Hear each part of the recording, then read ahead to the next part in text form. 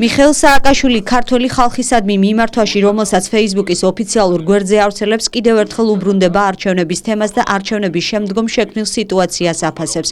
საპარლამენტო არჩევნების მეორე ტური, როგორც ვარაუდობდი, მასობრივი დარღვევების უხეში გაყალბების პირობებში ჩატარდა. ნათქვამია მიმართვაში. ჩატარდა საპარლამენტო არჩევნების მეორე ტური და როგორც ვარაუდობდი, ჩატარდა მასობრივი დარღვევების უხეში გაყალბების პირობებში. ძალიან ბევრი მაგალითი არსებობს ამისი, თუ რა გაყალბებები იყო პირველ და მეორე ტურზე. მაგალითად აჭარაში როგორ მასობრივად გაგვიყალბეს, როდესაც პირველი უბნებში ყველგან ვიგებით და შემდეგ ყველა უბნებში წაგვაგებიეს სრულიად უხეში მეთოდებით. ან რაც გაუკეთეს ახმედ იმამყულიევს მარნეულში.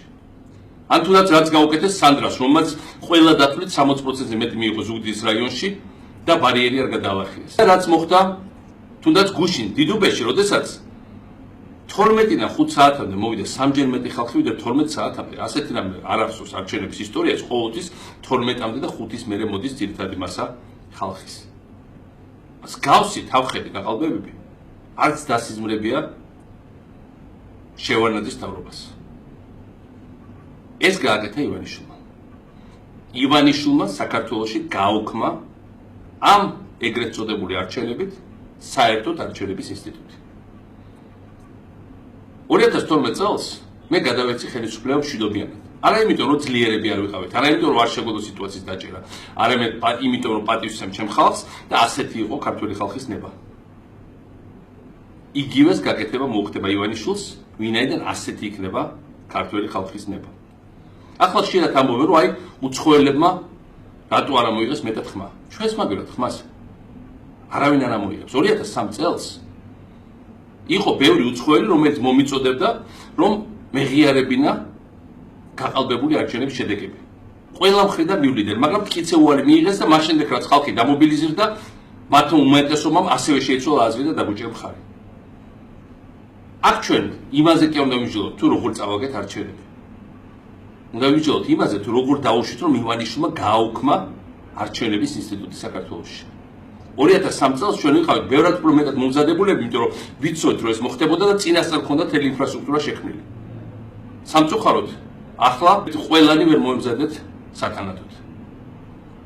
მაგრამ ეს არ ნიშნავს, რომ ჩვენ ხელები უნდა ჩამოუშვათ და არსებულ თავზე მოხმულ რეალობას შევეგუოთ.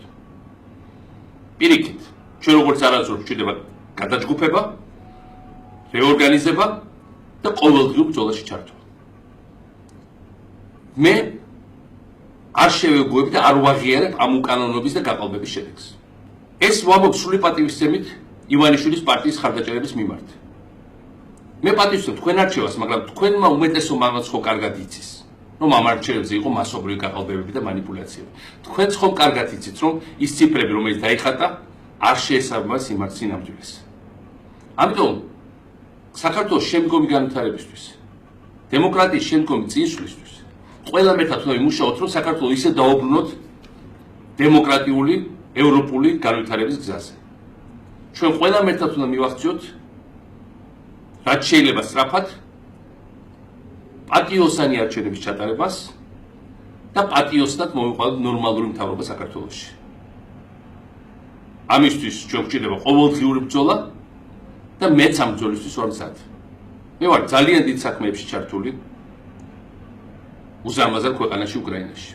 მაგრამ მე მინდა იცოდეთ, რომ არც ერთი წუთით არ წყვეთ ასევე ფიქრს თქვენზე და არ ვაპირებ თითოეული თქვენგანის განსაცდელში მიტოვებას. მე დაუდგები გვერდზე ჩემ ხალხს და მე აუცილებლად დაუჭერ მხარს ჩემ თანამებრძოლებს. ჩვენ ახლა არ გვაქვს თავზე ნაცრისყრის დრო. როგორც არასდროს საჭიროა ერთიანობა დასახული მიზნისკენ სვლაში. ჩვენ უნდა ავიცილოთ თავიდან ჩვენი ხალხის ცხოვრების შემდგომი გაუარესება, ეკონომიკის შემდგომი რღვევა, ინსტიტუტების შემდგომი მოსპობა, საქართველოს დამოუკიდებლობის საფუძვლების შემდგომი ჩამოსვლა და გამოცვლა. რაც გარდაუვალია, თუ ჩვენ მივეცით საშუალება ივანიშვილს შემდეგი 4 წელიც უდარდელად გააგრძელოს და დააჩქაროს ის პროცესები, რომელიც დაწყებული ჰქონდა პირველი 4 წლის განმავლობაში. მე მგონი ყველას გვაქვს გაცნობიერებული ეს პასუხისმგებლობა და ახლა დრო არის მოქმედების. დრო არის ანალიზისაც, მაგრამ პირველ რიგში ასე ანალიზის შემდეგ სწრაფი, გადამწყვეტი, მშვიდობიანი, პატრიოტული მოქმედების. ჩვენ ახლა არ გვაქვს თავზე ნაცრის წაყრის დრო, როგორც არასდროს საჭიროა ერთიანობა დასახული მიზნისკენ სვლაში. მე მგონი ყველას გვაქვს გაცნობიერებული ეს პასუხისმგებლობა და ახლა დრო არის მოქმედების.